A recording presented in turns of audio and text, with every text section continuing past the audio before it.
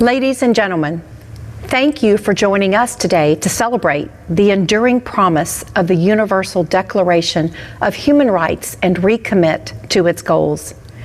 We do so with the memory of great human rights champions in mind. Champions such as Eleanor Roosevelt, who played a central role in the creation of the Declaration and who once said, "Where, after all, do universal human rights begin? In small places, close to home, so close and so small that they cannot be seen on any maps of the world.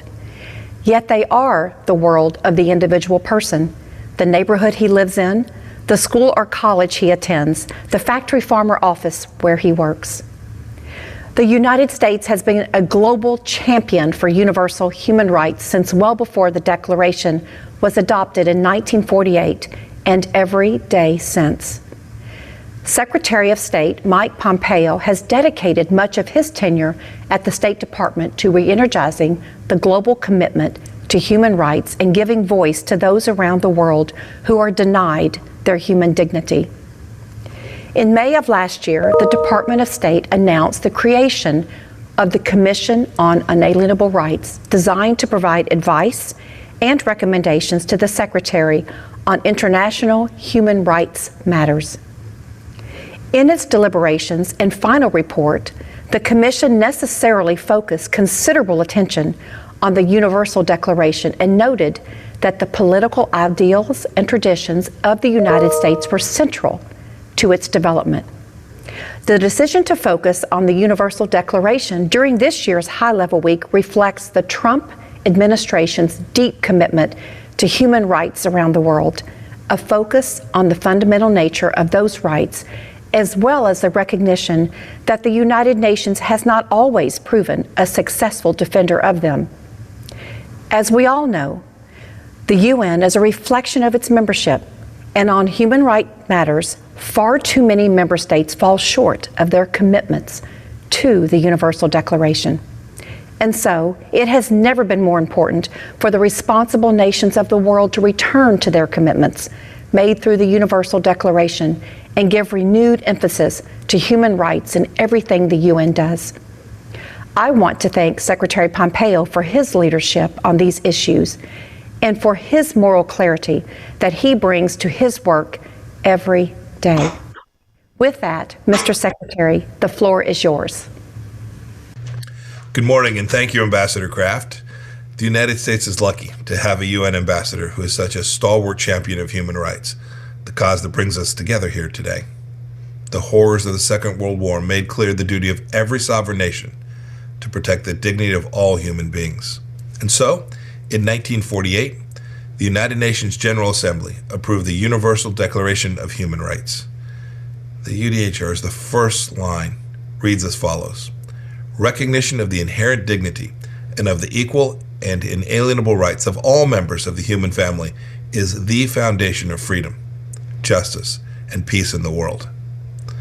Those words echo America's Declaration of Independence, which states that the purpose of our government is to secure unalienable rights, the rights inherent in all persons. The UDHR also drew on the wisdom of the Abrahamic faith, Confucianism, Hinduism, and other religious, philosophical, and political traditions. We must defend unalienable rights today because the International Human Rights Project is in crisis. Authoritarian governments, from China to Iran to Venezuela, are depriving our fellow human beings of their basic rights. Meanwhile, many multinational organizations have lost their way, focusing on partisan policy preferences while failing to defend fundamental rights. And even many well-intentioned people assert new and novel rights that often conflict. To uphold universal human rights, we should look to the framers of the UDHR, who identified a clear set of principles that apply to all people, everywhere, and at all times. They stood unwaveringly in defense of the dignity of every human being. And so, too, should we. To help us do that, I convened the U.S. State Department's Commission on Unalienable Rights. The Commission found in the American constitutional tradition wide and deep support for unalienable rights. We hope the Commission's recently published report will serve as an inspiration to other nations and to peoples all across the world. They should turn to their traditions and rededicate themselves to their moral, philosophical, and religious resources to affirm the rights inherent in all persons, the rights at the core of the Universal Declaration of Human Rights. This work is vital. We must rediscover the nature of human rights, and we must have the courage to defend them. Your presence here today gives me great confidence that we're up to that task. Thank you again, Ambassador Kraft, for convening us. May God bless you all. Good morning, everybody. My name is Robert Destro. I am the Assistant Secretary here at the State Department for Democracy, Human Rights, and Labor. And I'd like to welcome you to this conversation about the Universal Declaration of Human Rights and the panel conversation we're about to have. I'd like to begin by thanking Secretary Pompeo and Ambassador Kraft for kicking off this conversation today. And I'd like to especially thank Secretary Pompeo for starting the conversation within the State Department on the fundamental principles that guide our understanding of human rights. As I begin the panel discussion today, I'd like to make a couple of preliminary comments, and that is, what it is we're about to do this morning, to talk about the culture of human rights. And we must consider in our discussions that the discussion of human rights does not occur in a vacuum. As the Secretary has pointed out, there are many problems around the world. As Assistant Secretary for Human Rights, Democracy, and Labor, I have to deal with these problems on a daily basis. And so what we need to do is remember that every legal culture around the world has its fundamental words and its fundamental concepts. And so when we talk about our commitments to human rights, we're locating ourselves in particular times and places, and we deal with particular outlooks on these issues. So this morning, I'm very pleased to be joined by three distinguished legal scholars from the Confucian, Islamic, and Western traditions. So let me begin by introducing them briefly. First, I'd like to introduce my friend and colleague, Marianne Glendon. She is the learned hand professor of law emerita at Harvard University and a former ambassador to the U.S. ambassador to the Holy See. And I might add, the leading American expert on the Universal Declaration of Human Rights. She is the author of I think the definitive book on the Universal Declaration, A World Made New, Eleanor Roosevelt and the Universal Declaration of Human Rights. It was published in 2001. I'd also like to introduce my colleague, Pak Yahya. Kai Haji Yahya Khalil Stakuf is a distinguished Muslim scholar and the co-founder of a global movement, Humanitarian Islam, that seeks to reform obsolete tenets of Islamic orthodoxy that enjoin religious hatred, supremacy, and violence by restoring Rahmah, universal love and compassion, to its rightful place as the primary message of Islam. As General Secretary of Indonesia's Nahdlatul Ulama, the world's largest Muslim organization, it has over 50 million members and 14,000 madrasas. Imam Stakuf is bringing the civilizational wisdom and spiritual authority of Islam Nusantara, East Indies Islam, to the world stage, where a harsh and repressive and all too often violent understanding of Islam has predominated for decades. And then lastly, and certainly I'm very thrilled to have Mr. Hu Ping, a political philosopher in the Confucian tradition and a writer. He received his master's degree in philosophy from Beijing University. In 1971, he was a participant, 1979, I'm sorry. Mr. Hu Ping was a participant in the Zindan Democracy Wall movement. And in 1980, He was elected to be a delegate of the National People's Congress representing the Haidan district of Peking University. In January 1987, he came to the United States to pursue a doctoral degree at Harvard. He is the chairman of the Chinese Alliance for Democracy and served in that position from 1988 through 91. And he has served as a chief editor of the Beijing Spring and China Spring magazines.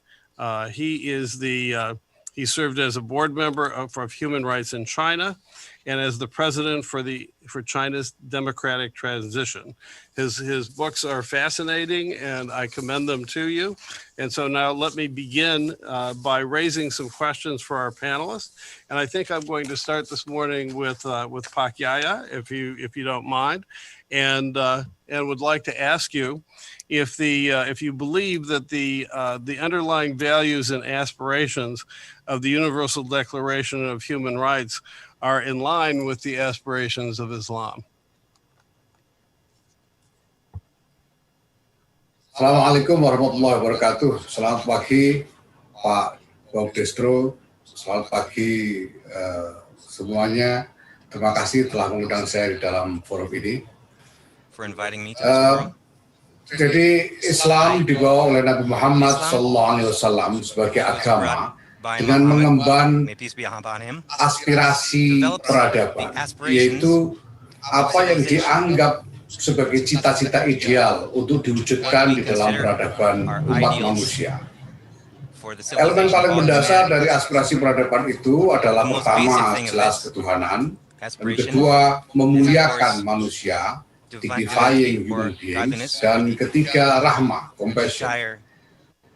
Kalau kita ingat aspirasi peradaban yang mendasar yang dibawa oleh Islam, kita bisa melihat dengan jelas sekali bahwa aspirasi peradaban itu telah tertampung sepenuhnya di dalam Universal Declaration of Human Rights. Nah, kita melihat kemudian bahwa di dalam perjalanan sejarah terjadi pergulatan yang sangat dinamis yang diwarnai oleh pertama kebutuhan untuk mengabadikan aspirasi peradaban itu, tapi juga dengan upaya untuk mengatasi tantangan-tantangan realistis di dalam realitas kenyataan sejarah yang dihadapi. Dan pergulatan itu seringkali kemudian menghasilkan hal-hal, lembaga-lembaga, ekspresi-ekspresi yang mungkin tidak ideal, tetapi harus selalu diingat bahwa cita-cita mendasar yang harus dituju, yang harus dicapai adalah aspirasi peradaban yang mulia yang dibawa oleh agama sejak awal. Dan sekarang adalah saatnya seluruh umat manusia sungguh-sungguh memperhatikan kebutuhan untuk menerima prinsip-prinsip yang ada di dalam Universal Declaration of Human Rights ini sebagai nilai bersama untuk mewujudkan peradaban bersama. Karena kita sekarang memasuki satu era di mana seluruh umat manusia di dunia ini berproses bersama untuk mewujudkan satu peradaban global yang tunggal, yang tidak terpisah-pisah satu sama lain. Maka supaya nanti akan tercipta satu tatanan yang harmonis untuk semua orang, seluruh umat manusia harus punya satu nilai bersama yang diterima sebagai konsensus, sebagai dasar hidup berdampingan secara damai dan harmonis. Dan nilai-nilai tentang hak asasi manusia ini adalah nilai yang mutlak tidak boleh dikeluarkan dari konsensus bersama di dalam peradaban global di masa depan. Divorced from global civilization in the future. Thank you very much for those comments. And let me now turn to Mr. Hu Ping,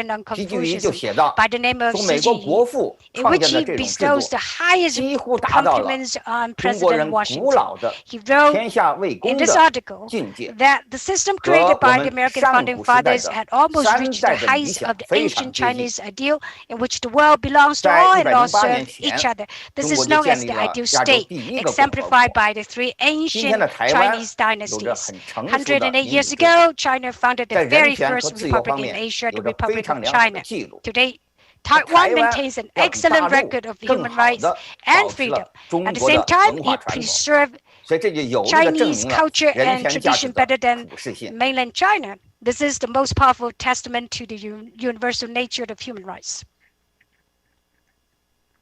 Well, thank you so much. And now that you have mentioned kind of the cultural elements out of which the Universal Declaration arises and its congruence with those cultural elements, let me turn to Professor Glendon and ask, what elements of the U.S. rights tradition are reflected in the UDHR, and how did you portray that in the recent report of the Commission? Thank you, Secretary Destro, for this opportunity to exchange thoughts with my two distinguished colleagues, Hu Ping and Pak Yaya.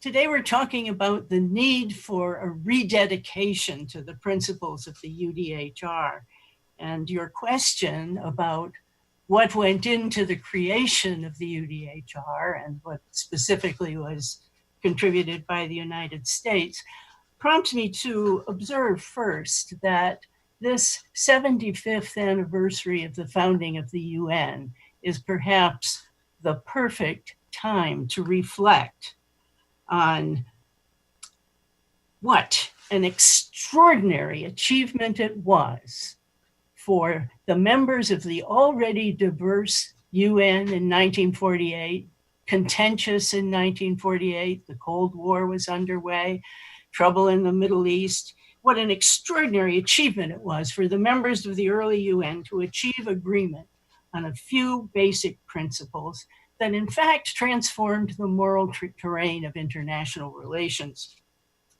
And I'd like to mention just a few points about that history that are highly relevant today as we ponder the future of human rights and as we deal occasionally with the question of whether the UDHR is or is not a Western document.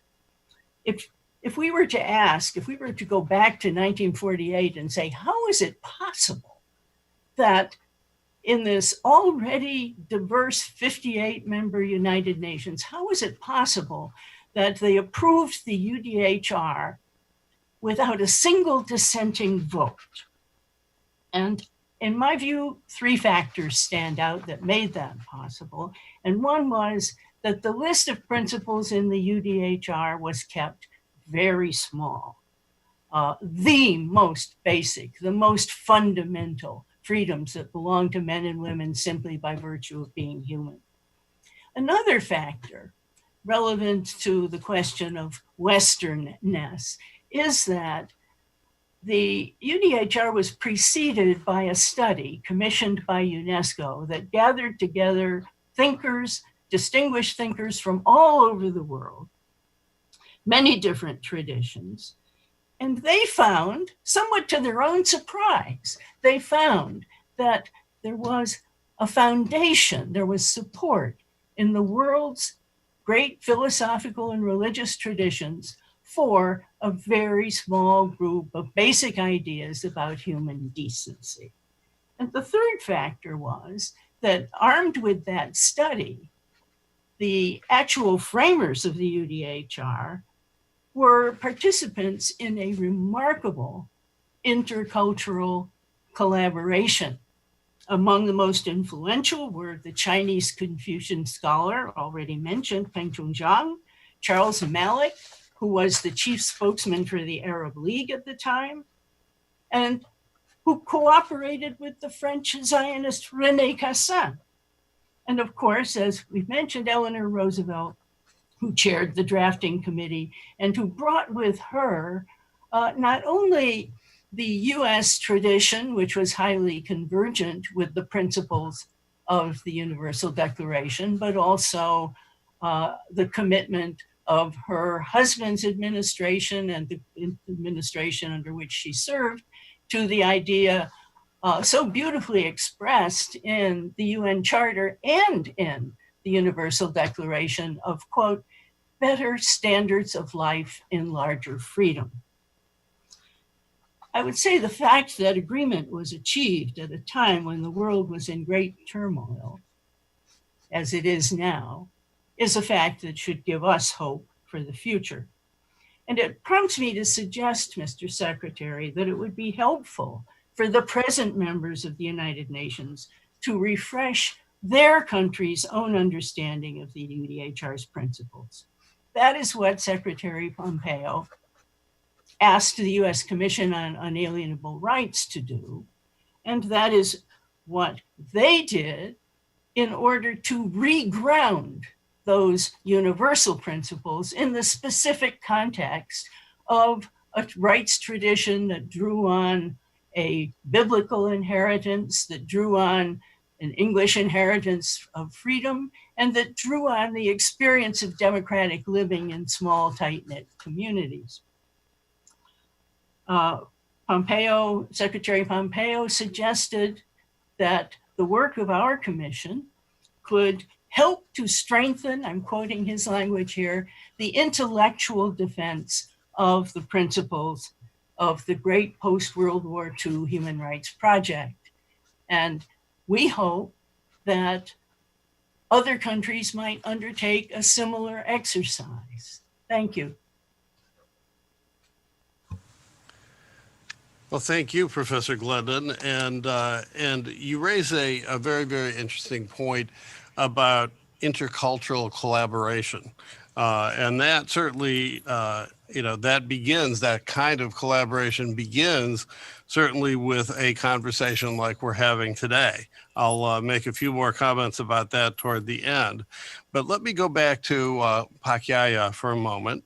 And we've talked about intercultural collaboration, and we've talked about whether or not the principles in the Universal Declaration of Human Rights are particularly Western, and the answer has been no. But if the fundamental aspirations of Islam and those of the UDHR in alignment, why was the Cairo Declaration of Human Rights in Islam written and presented? Ya, saya seperti telah disampaikan tadi bahwa as I said earlier, UDHR ini disebut universal bukan hanya karena kita membutuhkan satu konsensus universal tentang prinsip-prinsip hak asasi manusia, tapi karena memang di dalam realitas, memang di dalam kenyataannya, apa yang ada di dalam UDHR ini bisa diterima oleh semua budaya, semua to almost all cultures and civilizations in the world. Pada tahun 90-an kemudian muncul deklarasi Kairo. Menurut saya ini dikarenakan masih adanya persepsi pada waktu itu tentang pemilahan peradaban, bahwa ada dunia Islam yang terpisah dari dunia Barat yang berada dalam hubungan persaingan atau bahkan konflik. Ini saya kira bisa dimengerti karena dunia memang mengalami sejarah yang panjang sekali sejak era yang mungkin cukup awal di dalam sejarah Islam sampai dengan abad ke-20, bahwa hubungan antara dunia Islam dengan dunia Barat memang sangat problematik. Ada konflik berkepanjangan sedemikian rupa sehingga persepsi ini mengendap di dalam kesadaran banyak umat Islam di dunia. Saya kira lahirnya deklarasi Kairo itu dilatar belakangi oleh persepsi semacam ini. Walaupun sebetulnya kalau kita baca isi dari deklarasi Kairo itu sendiri sebetulnya tidak sungguh-sungguh secara substansial bertentangan, tidak ada yang secara substansial bertentangan dengan UDHR. Semua yang dinyatakan di dalam deklarasi Kairo itu pun sebetulnya cukup bersesuaian dengan apa yang ada di dalam UDHR. Nah, hanya saja memang ada hal-hal yang di dalam deklarasi Kairo itu menghendaki atau menyiratkan kehendak untuk melestarikan sejumlah nilai-nilai yang dimapankan di dalam jurisprudensi Islam. Nah, menurut saya pertama bahwa umat Islam sekarang tidak bisa lagi meneruskan persepsi tentang pemilahan peradaban seperti yang dimiliki pada masa lalu. Kita mau tidak mau harus semua umat manusia mau tidak mau harus berintegrasi satu sama lain secara damai dan harmonis. Dan untuk itu maka sekali lagi kita semua harus menemukan satu dasar nilai bersama, nilai keadaban bersama, satu shared civilizational values yang bisa kita jadikan konsensus bersama. Nah, dulu di dalam sejarah Islam sempat muncul dan dimapankan sejumlah jurisprudensi yang apabila dipaksakan untuk terus diterapkan pada era masa kini pasti akan tidak lagi dianggap relevan.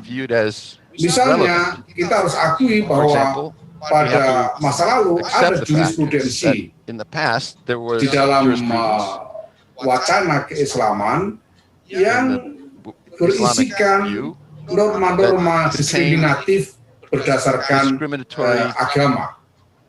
Hal ini muncul karena konteks realitas kesejarahan yang melingkupi lahirnya jurisprudensi tersebut. Sekarang, konteks realitas telah berubah. Hubungan yang problematik yang cenderung bersifat konfliktual antara dunia Islam dengan peradaban yang lain, termasuk peradaban Kristen Eropa atau Barat, sekarang tidak bisa lagi kita teruskan. Oleh karena itu, jurisprudensi yang masih mengandung norma-norma diskriminatif ini harus dikontekstualisasi. Dunia Islam harus berani meninjau kembali elemen-elemen yang problematik di dalam jurisprudensi yang mapan selama ini. Ini sebagaimana yang dilakukan oleh Nahdlatul Ulama pada awal tahun 2019 yang lalu di dalam satu pertemuan nasional para ulama yang diikuti oleh sekitar 20.000 ulama dari kalangan Nahdlatul Ulama. Pada waktu itu ditetapkan dan dinyatakan bahwa kategori kafir atau infidel tidak lagi relevan di dalam konteks realitas negara bangsa modern. Ini adalah penegasan yang bersifat jurisprudensi tentang satu norma yang harus kita terima bersama sekarang. Walaupun sebetulnya sejak awal berdirinya negara Republik Indonesia, nilai tentang kesetaraan hak, tentang persamaan derajat di antara berbagai kelompok yang berbeda-beda, baik secara etnis maupun agama atau yang lain, sudah menjadi konsensus bersama bagi bangsa Indonesia. Tetapi sampai tahun 2019 ketika Nahdlatul Ulama menyelenggarakan pertemuan nasional ulama itu, belum pernah ada penegasan yang dimaksudkan sebagai jurisprudensi baru untuk menghapuskan norma diskriminatif yang ada di dalam jurisprudensi Islam terkait dengan non-Muslim ini. Nah, hal semacam ini adalah satu contoh langkah yang harus berani dilakukan, ditempuh oleh dunia Islam agar find dunia Islam breakthroughs in the Muslim world. sungguh-sungguh berintegrasi We have to dengan seluruh truly umat manusia find a way to lainnya integrate tanpa ada sekat-sekat, our karena worldviews with those ini of other akan peoples. menjadi kenyataan peradaban yang tidak bisa lagi kita Has to form hindari. the new reality Apabila that kita tidak guides our menerima thinking kebersamaan in the seluruh future. umat manusia dalam satu peradaban yang saling The bercampur, continuity and maka the community of kita akan humankind menjadi is something that we sumber masalah yang luar biasa bagi we seluruh have to overcome kemanusiaan. the problems of the past. Maka integrasi And for that reason, yang harus this diperlukan, integration dan untuk itu is seluruh umat manusia harus for menemukan konsensus people of the atas world. We have to continue shared to find these civilizational values, consensus nilai-nilai principles, these keadaban shared yang civilizational bisa values diterima bersama, that are yang acceptable, kemudian that can be accepted by all jelas peoples. harus terkandung di dalamnya And prinsip-prinsip clearly have to be penghargaan tentang articulated martabat manusia, prinsip-prinsip in the dignity of penghormatan humankind atas hak-hak and asasi the respect manusia. for human rights throughout the Tidak world. bisa komunitas manapun tidak bisa We can't lagi reject berdalih the rights of any communities untuk these menolak basic principles. prinsip-prinsip tentang hak asasi manusia ini dengan dalih karena memegangi We can't use any keunikan excuse kulturalnya sendiri. to talk Karena about our uniqueness betapapun as a juga form of division. tidak ada lagi komunitas There's no longer any manusia point yang akan bisa mengisolasi diri dari in seluruh isolating ourselves peradaban from dunia the rest yang of the kita world. hidupi bersama. Thank you. Thank you very much. Well, you've raised a really important question, and that is the ways in which we process differences among ourselves. And so I'd like to turn to Mr. Huping again and address the one of the basic divisions in the Universal Declaration of Human Rights, which puts human rights basically into two categories: civil and political rights on one hand, and economic, social, and cultural rights on the other. And what I'd like to ask you is how you see those two categories, especially in light of some of the debates today about the nature of rights and whether or not they're, as Secretary Pompeo put it, whether or not they're expanding or proliferating. Mr. Huping? 我认为呢，严格说来， Personally 只有 speaking, 前一类权利才算 I would 是 say 才 that 是人权。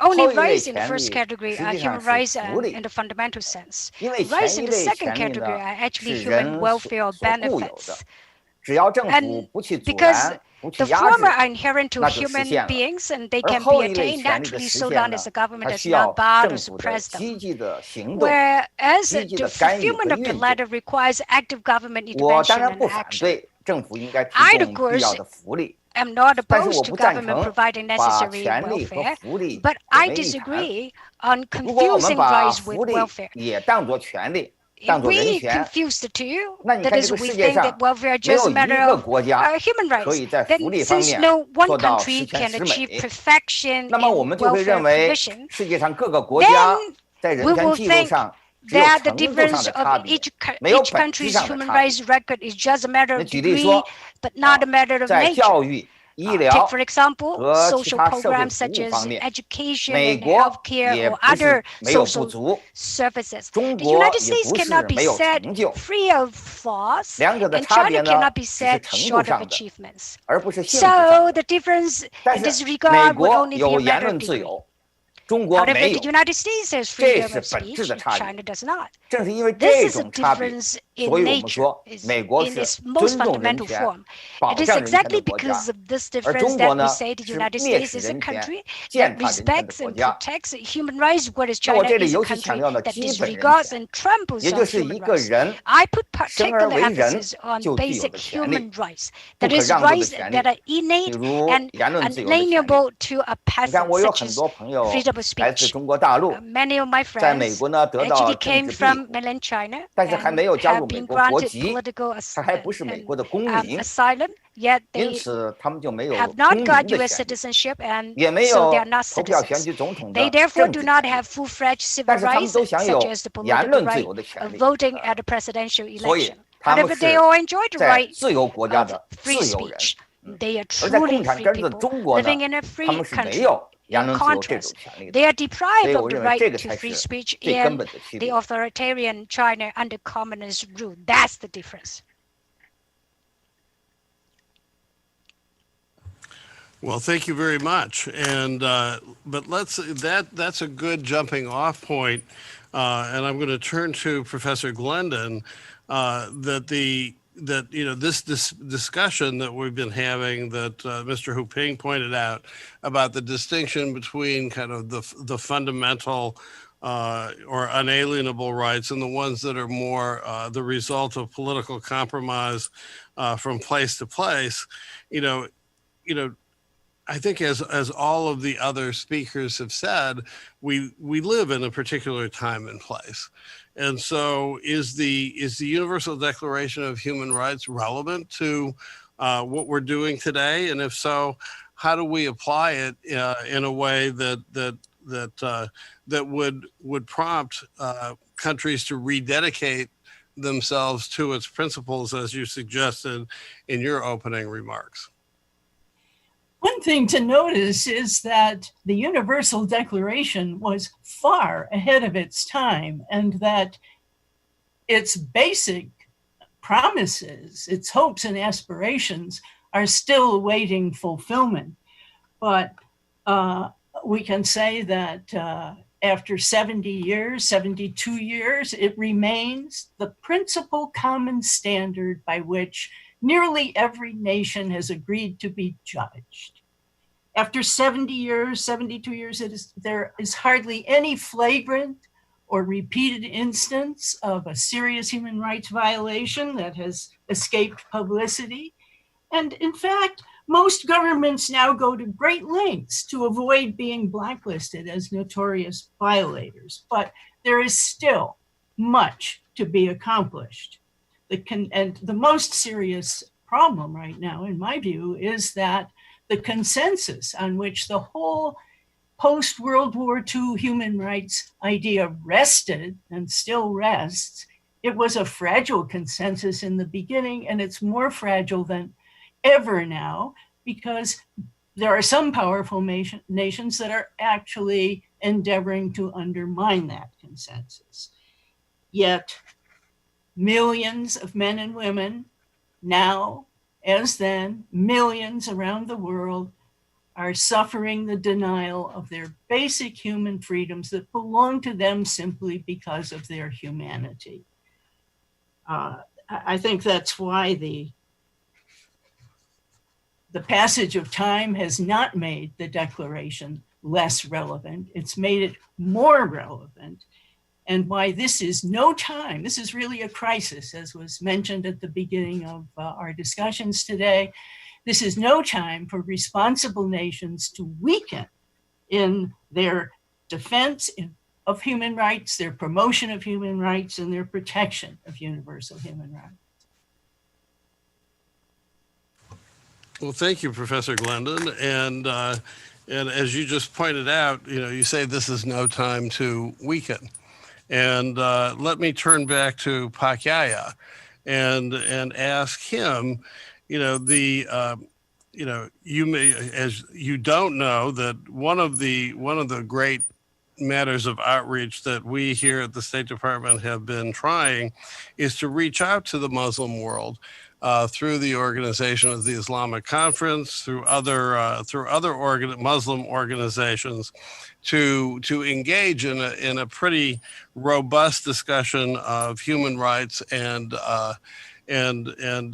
getting control of some of the bad behaviors we see around the world in both the Muslim and the non-Muslim world. So what would you suggest in terms of fostering cooperation between and among the different faith traditions that we see around the world, not just Christianity, Judaism, and Islam, but the Buddhist tradition, the Confucian tradition, and others.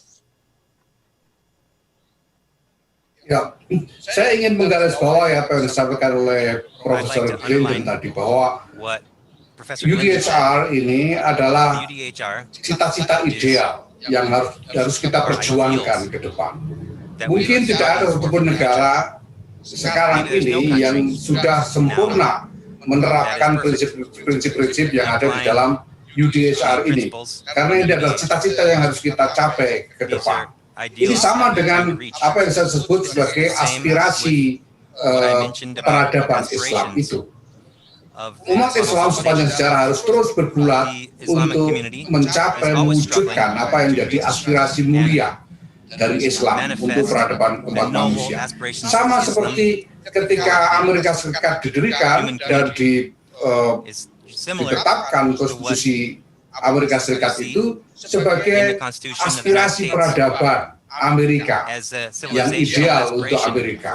Demikian juga Indonesia ketika menyatakan kemerdekaan dan menetapkan konstitusi Indonesia sebagai cita-cita peradaban yang ditetapkan, yang hendak diperjuangkan oleh bangsa Indonesia. Kita tahu bahwa tidak langsung sejak cita-cita itu ditetapkan, kemudian kita bisa langsung mewujudkan. Perlu pergulatan yang panjang secara terus-menerus dan seringkali harus menghadapi keadaan-keadaan yang sangat jelek. Tetapi cita-cita awal ini, aspirasi awal yang mendasar tidak boleh dilupakan. Walaupun misalnya di dalam sejarah Islam harus dilalui satu masa yang panjang sekali, pergulatan yang panjang sekali sebelum aspirasi tentang peradaban mulia itu bisa dilihat di dalam kenyataan. Tapi perjuangan harus terus dilakukan. Walaupun misalnya di Amerika sendiri ketika konstitusi ditetapkan memang belum bisa langsung misalnya dihapuskan perbudakan. Harus menunggu sekian lama sampai ada Abraham Lincoln, dan sudah itu harus melalui perang sipil yang luar biasa sampai kemudian sekarang berhasil diwujudkan kebebasan dan kesetaraan. Demikian juga bangsa Indonesia, tidak langsung setelah konstitusi Indonesia ditetapkan kemudian cita-cita yang ada di situ terwujud. Kami harus melalui pergulatan sampai sekarang, dan saya harus katakan bahwa sampai sekarang pun bangsa Indonesia belum berhasil mencapai cita-cita sebagaimana ditetapkan di dalam konstitusi kami. Nah, maka sebetulnya yang kita butuhkan sekarang, mengingat bahwa seluruh umat manusia ini nanti akan masuk dalam era menuju peradaban tunggal untuk seluruh dunia yang dihidupi bersama oleh seluruh umat manusia. Maka sebetulnya kerjasama antara dunia Islam dengan dunia Barat misalnya, dengan Cina, dengan India, dan lain sebagainya, ini satu hal yang tidak terelakkan, tidak bisa dihindari, dan harus dilakukan. Nah, saya hanya ingin menyebut beberapa prinsip dalam hal ini, bahwa pertama, kerjasama itu harus lebih dari sekedar kesepakatan-kesepakatan pada tingkat pemerintahan negara-negara. Karena yang kita butuhkan adalah internalisasi nilai-nilai di dalam masyarakat, agar nilai-nilai itu menjadi budaya, agar konsensus tentang aspirasi nilai-nilai mulia, termasuk di dalamnya hak asasi manusia ini, betul-betul diinternalisasi oleh masyarakat, kemudian dihidupi oleh masyarakat, sehingga masyarakat ini nantilah yang akan, karena mereka menginternalisasi nilai-nilai mulia itu, mereka akan terus-menerus melakukan kontrol kepada berbagai penguasa politik, aktor politik, untuk juga melayani aspirasi nilai-nilai mulia ini secara berkelanjutan. Nah, maka kita membutuhkan satu kerjasama yang bisa menembus langsung sampai ke grassroots, ke tingkat masyarakat. Kita membutuhkan konsensus di tingkat masyarakat, satu societal consensus, bukan hanya political consensus di antara pemerintahan negara-negara saja. Nah, itu berarti kita perlu melibatkan berbagai macam aktor di kalangan masyarakat sipil, organisasi-organisasi masyarakat untuk bisa diberi peran di dalam perjuangan bersama untuk menegakkan nilai-nilai hak asasi manusia ini yang sebetulnya ini menjadi aspirasi dari seluruh umat manusia. Seluruh umat manusia ingin menjadi manusia yang bermartabat, yang mulia, yang bebas, yang dihormati hak-haknya. Maka semua orang yang berkehendak baik ini perlu bergabung dalam konsensus untuk mewujudkannya, dalam perjuangan untuk mewujudkannya. Nah, sekarang ini kita mewarisi sejumlah masalah yang bisa menjadi hambatan, bahkan menjadi ancaman yang berbahaya. Misalnya, pertama, kita mewarisi satu kebiasaan untuk menjadikan agama sebagai alat politik untuk menyerang lawan. Kalau kita lihat konflik-konflik yang terjadi di berbagai belahan dunia ini, banyak diantaranya, mungkin sebagian besar diantaranya, dipicu oleh pihak-pihak yang menjadikan agama sebagai senjata politik untuk menyerang pihak lain. Yang kedua, kita sekarang ini ada kecenderungan untuk menjadikan sejarah sebagai senjata politik. Keluhan grievances yang dialami oleh satu komunitas di masa lalu di dalam sejarah, kemudian dijadikan alasan untuk menyerang, untuk melakukan balas dendam, untuk menagih pembalasan kepada pihak yang dulu dianggap menjadi penyebab adanya grievances itu. Nah, ini harus kita akhiri. Kita harus bisa melihat kenyataan bahwa umat manusia ini mengalami sejarah begitu panjang, penuh dengan masalah, sehingga mungkin setiap kelompok, setiap orang punya alasan untuk mendendam, membenci kelompok yang lain karena pengalaman sejarah di masa lalu. Sekarang kita sudah ada di dalam kondisi seperti yang kita punyai hari ini. Kita tahu bahwa kita harus mencapai cita-cita ideal bersama. Maka mari kita lihat secara jujur apa hal-hal masalah-masalah kita hadapi bersama dan bagaimana kita mencari jalan keluarnya. Dengan pertama-tama jelas jujur mengakui adanya masalah-masalah yang ada. Kalau masalah tidak diakui dengan jujur, kita tidak mungkin bisa memikirkan jalan keluarnya.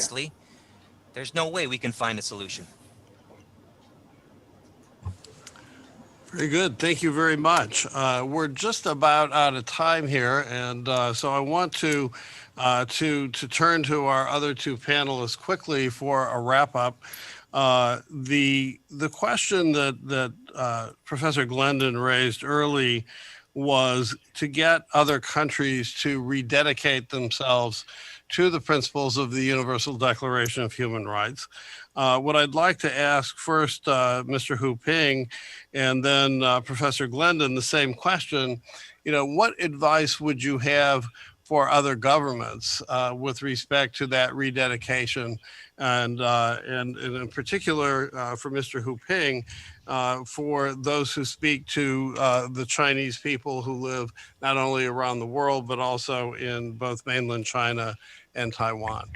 Mr. Hu Ping first, and then Professor Glendon. 我想在今天的中国，中国大陆 in today's China, that is mainland China, 我们在这里的时候，我们尤其有必要再一次呼吁强调人权的普适性。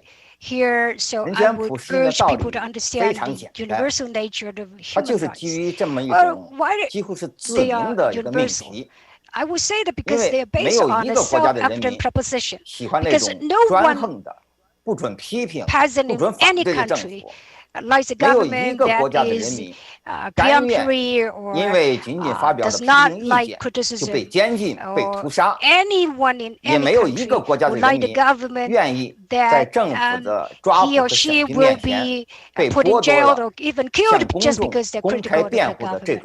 Or any people in any country would like their opportunity of defending themselves in the public when being arrested or tried by the government taken away. So I would say, though, that we would have to uphold the very basic right to freedom of speech. Well, I'm not saying that the Chinese government should do something. I would rather say that the Chinese government not to do something. That is, when people are critical of the government, that the government should refrain itself from arresting or punishing these people or even killing them. And that's good enough for me. So in the past, we have seen great disasters as a result of such oppression by the government. So I would say that we have to uphold freedom of speech at any given time. This is something we should do. Thank you. Professor Glendon? Thank you. I think I'd like to close by recalling the hopes of the framers of the UDHR, that the common standard, the very abstract common standard set by that document, would inspire a kind of competition in excellence among the member nations. And that would give us a kind of a collection of examples of the different ways in which that common standard and those very abstract principles could be brought to life within different cultures and traditions. Examples of how well each country, if it was giving itself a report card, how well each country was progressing in the aim of providing better standards of life in larger freedom for its citizens. It's good to remember that human rights, after all, are just words on paper unless they are brought to life within rights-respecting cultures, protected by laws and institutions. Thank you. Thank you, Professor Glendon, and thank you to Pak Yaya and Mr. Hu Ping. We really do thank you for your participation today. And you've really brought to life the conversation that I know Secretary Pompeo wanted to start around the world with respect to the principles that on which the Universal Declaration of Human Rights is based. I'd like to thank the 57 member states so far that have signed on to our joint statement calling on all nations to recommit themselves to the Universal Declaration of Human Rights. That statement can be found on the United States UN website, as can the list of countries that has signed on so far. We hope that other countries will join, and I can commit certainly to continuing this conversation over the next few months. We at the State Department will be engaging with scholars and human rights advocates from a number of other traditions and cultures, including Judaism, Buddhism, Shia Islam, humanist, and many others. This is a conversation that needs to go on, and if I can point out to in my wrap up to point out that we have a lot of problems out there to solve. This discussion is very useful. We have some very, very interesting challenges. The use of artificial intelligence, for example, to manipulate people's freedom of speech.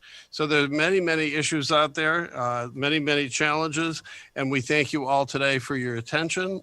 We thank you for listening in, and that we hope that you will engage with us in a continued discussion about the principles undergirding the